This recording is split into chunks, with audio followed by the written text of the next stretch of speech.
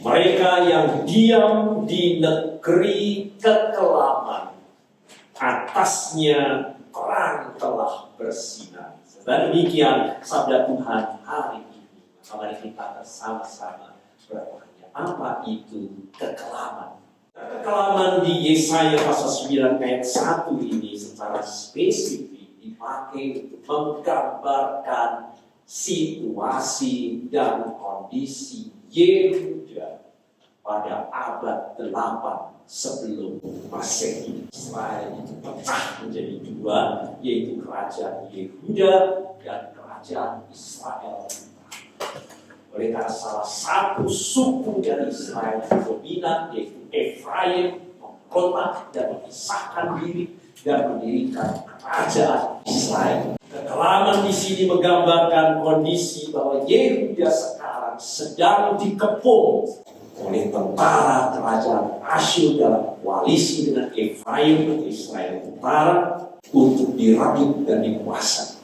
Yehuda, saudara, dikatakan kelam oleh karena sedang berada dalam situasi krisis dan depresi yang sangat berat. Mereka sungguh berada dalam bayang-bayang, sudah baca sejarah mengenai perang Syro-Efraim, yaitu koalisi Syria, Kekaisaran Neo-Asiria yang berkoalisi dengan Raja Pekah, yaitu dari Efraim atau Israel Utara, untuk melakukan invasi ke Yehuda dan menaklukkan Raja Ahaz, Raja Yehuda. Situasi yang sukar yang dihadapi oleh Yehuda. Kepanikan itu, saudara, timbul karena kedatangan tentara perang musuh yang sudah di depan. Begitu tergenting, begitu tegang meliputi seluruh negeri. Dan kalau saudara baca apa yang terjadi selanjutnya di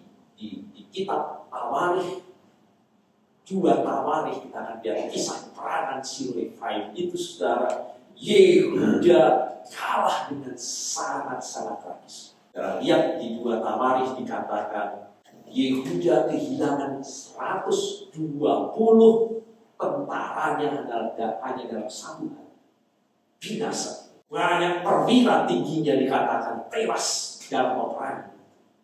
Dan yang lebih mengerikan, putra dari Ahaz mati di dalam pertempuran. Dan banyak rakyat yang dibawa ke dalam perbudakan. Nah, setelah itulah kekelaman yang dimaksud di dalam Yesaya pasalnya yang ke-9 ayat 1. Kekelaman adalah gambaran dari kehidupan terancam. Saudara-saudara, sampai dengan hari ini pun belum semuanya hadir di dalam kebaktian, karena masih dalam bayang-bayang ancaman dari COVID-19. Kehidupan yang suram, hidup dalam kegelapan, karena masa depan itu dilihat suram, penuh bahaya. Ketidakjelasan, ketidakpastian akan hidup kita yang menguasai begitu.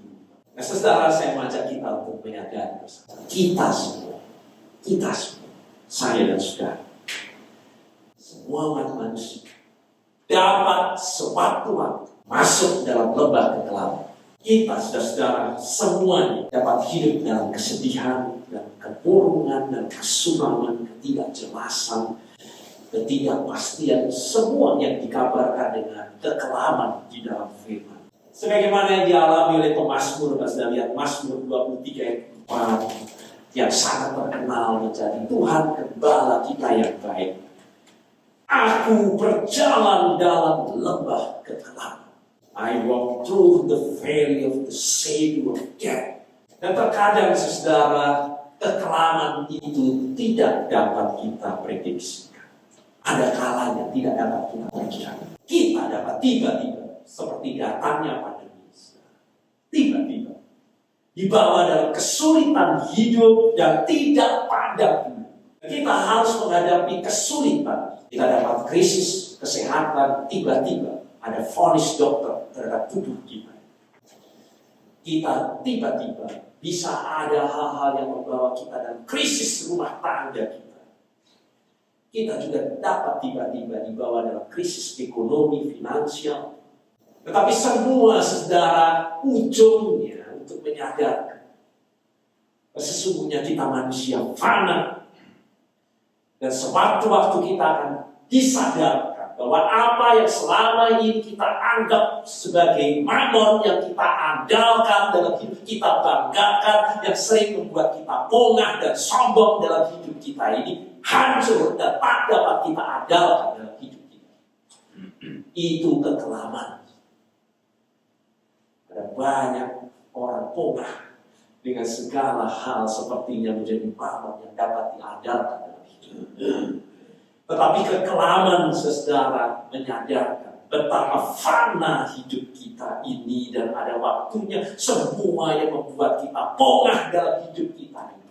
Itu saudara yang dikatakan dalam Yesaya pasal 8 ayat 22. Sesungguhnya hanya kesesakan dan kegelapan, kesuraman, kekelaman menghimpit, kami dibuang dalam kabut. Kami dibuang dalam kabut. Karena itu gambaran kekelaman di dalam kitab Yesaya. Dan kalau saudara baca Alkitab kita, sejauh yang saya coba lihat dan hitung, kata darkness, kekelaman, muncul lebih dari 162 kali di dalam Alkitab kita. Dan semua menggambarkan masa sukar yang harus dihadapi oleh manusia. Karena Alkitab berbicara 162 kali dalam Alkitab mengenai kekelaman, yaitu masa sukar yang dihadapi termasuk umat Allah dalam kehidupan. Keadaan krisis, keadaan kritis yang ditandai dengan munculnya kekacauan, kegelisahan, kepanikan, situasi yang gelap, terpuruk, tanpa harapan. Tidak ada lagi pertolongan yang dapat diandalkan. Itu 162 kali muncul di dalam Alkitab kita. Termasuk apa yang dialami oleh Ayub. Saudara sudah baca Ayub 28 ayat 3. Dia dikatakan Ayub dan semua kondisinya sedang berada di dalam kekelaman dan kelampekan. New International Version, in the blackest darkness. Kalau sudah lihat di dalam New King James Version, in the darkness and the shadow of death. Dan kalau sudah baca di kitab Yosua, di situ juga muncul kekelaman. Yosua pasal 7 ayat 24, kekelaman itu dikatakan lembah Akor. Akor dalam bahasa Ibrani artinya trouble, kesukaan. Jadi lembah kesukaan. Kalau sudah baca di dalam Mazmur 84, kekelaman di situ disebut sebagai lembah bakar. Bakar di dalam bahasa Ibrani artinya weeping, air mata ratapan. Lembah air mata dan ratapan. Dan Mazmur 23 yang terkenal, Tuhan Gembala yang baik, disebut dengan lembah kekelaman. Namun saudara, betapa ajaib karena yang kita dengar sabda kita hari ini tidak hanya mengenai kekelaman. Atasnya terang telah bersinar. Itulah firman Tuhan di tengah kekelaman Yehuda yang begitu panik. Nabi Yesaya menyampaikan nubuat Allah akan pengharapan baru di atas kekelaman itu. Sesungguhnya terang akan bersinar. Dan Yesaya 8 ayat 23. Tetapi tidak selamanya akan ada kesuraman, ada kekelaman untuk negeri yang terhimpit. Akan terjadi saat di mana mereka masuk dalam lembah kekelaman dan menyadari bahwa apa yang selama ini mereka andalkan, mereka banggakan menjadi mamon, membuat mereka mengabaikan Allah dan membelakangi Allah dalam kehidupan ini, hancur dan tidak dapat diandalkan lagi. Dan itulah yang dialami oleh Yehuda saat mereka sadar mereka telah berpaling meninggalkan Allah. Karena menyadarkan diri kepada kekuatan politis dan militer dari kerajaan Asyur yang sekarang justru berbalik mau menghancurkan mereka. Yang diandalkan berbalik menghancurkan hidup. Itulah kekelaman yang sedang dihadapi ini. Asyur yang dibanggakan untuk melindungi dan menolong justru berbalik menyerbu dan mau menguasai Yehuda. Maka saudara, firman Tuhan Pemazmur 62 ayat 11 berkata, berapa kali aku mendengar Allah berkata bahwa kekuasaan itu datang daripadaku. Jangan kau pakai untuk membelakannya, dan jangan pakai untuk meninggalkan.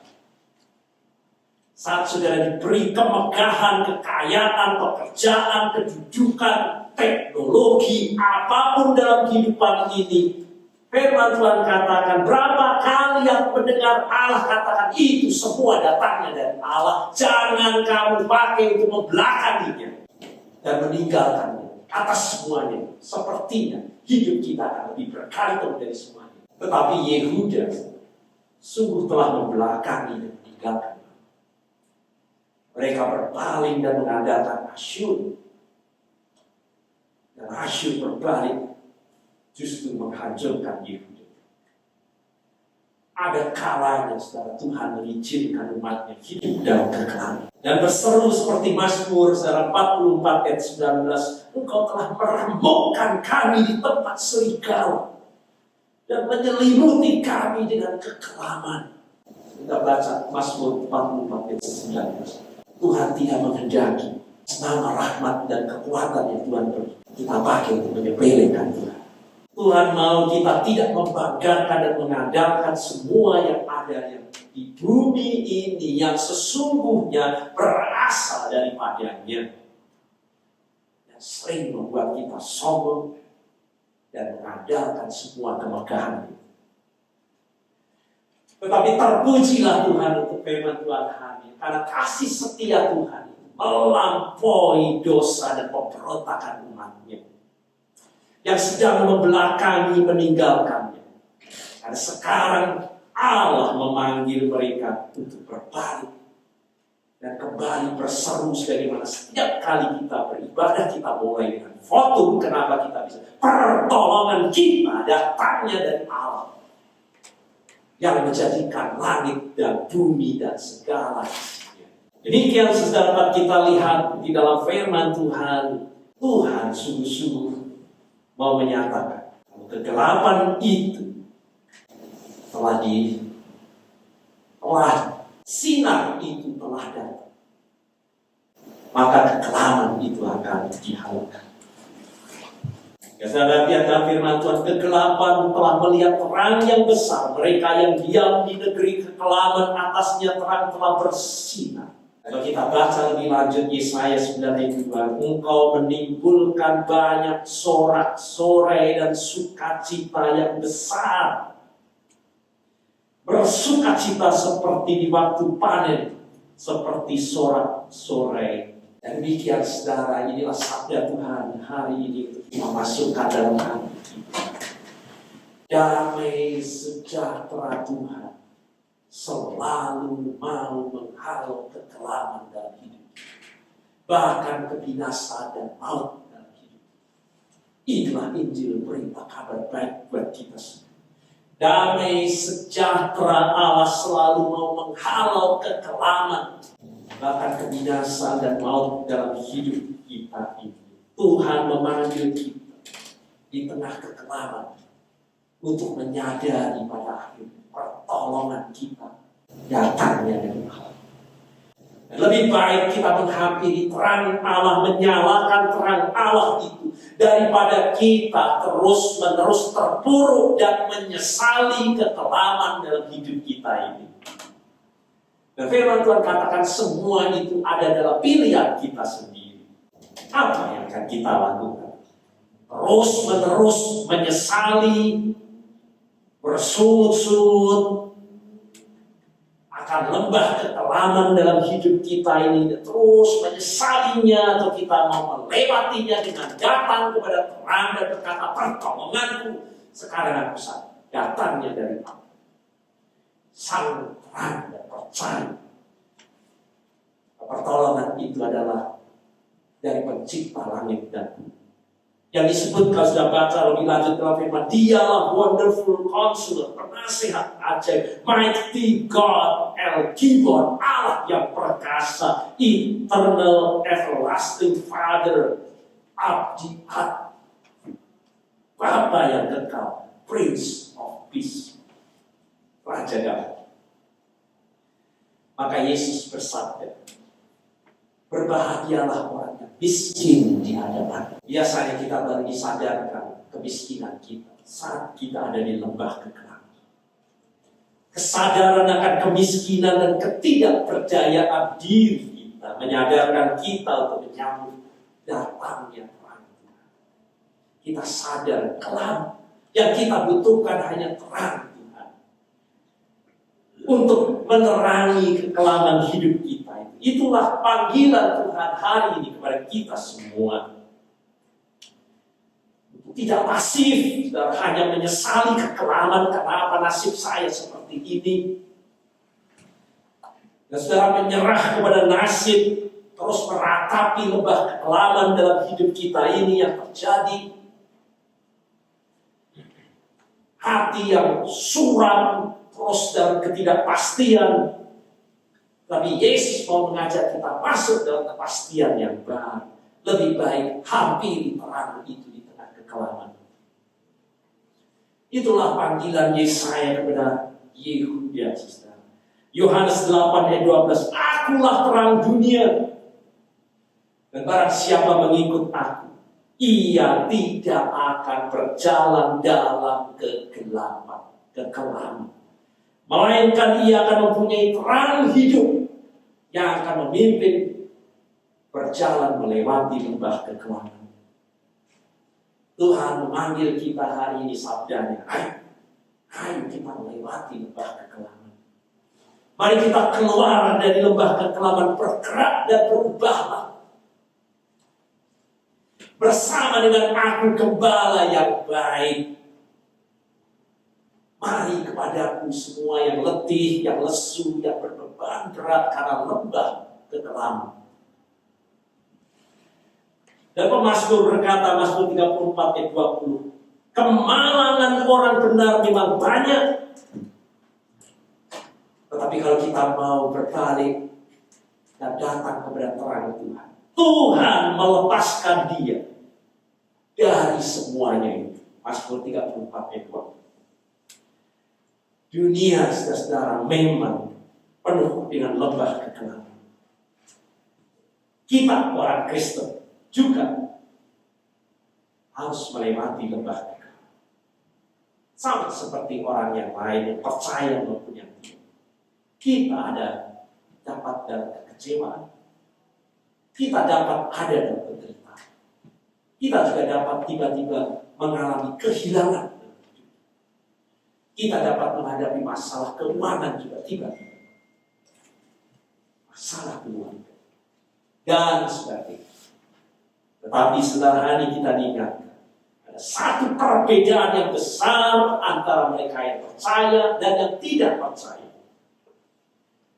Memang orang percaya maupun yang tidak percaya sama-sama menghadapi kekelaman.